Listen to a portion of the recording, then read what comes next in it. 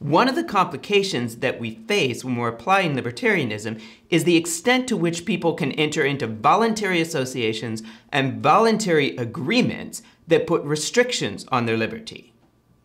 To put it a little differently, sometimes people agree to turn over their liberties to a small local group, or a larger group, in order to be able to live certain sorts of lifestyles which require collective decisions.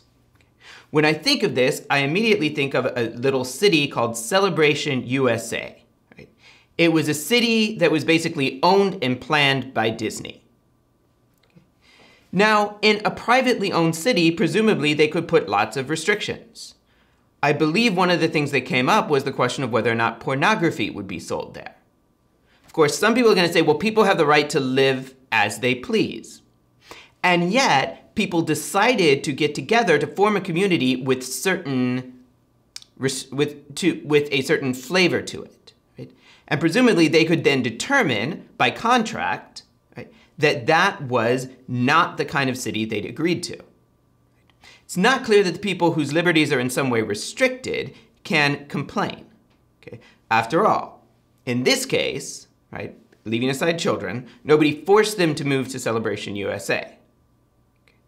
That raises a question, though. Right?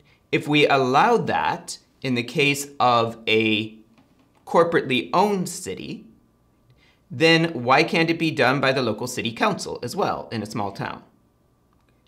So this is one of the issues we run into. Right? To what extent do people have the right to form collective organizations with collective rules, right, within a libertarian system? If you push it too far, it looks like you're allowing people to basically give up all their liberty, right? In which case, well, things get complicated. On the other hand, if you don't allow that, you're putting a severe restriction on people's liberty, right? A group of people that want to get together on their own time, with their own money, on their own property, right, and form some kind of agreement so that they can have a certain sort of collective atmosphere that they want, are not allowed to do so. This is another one of the ways that the question of what it means to leave people to live their life as they choose becomes more complicated than it initially appears.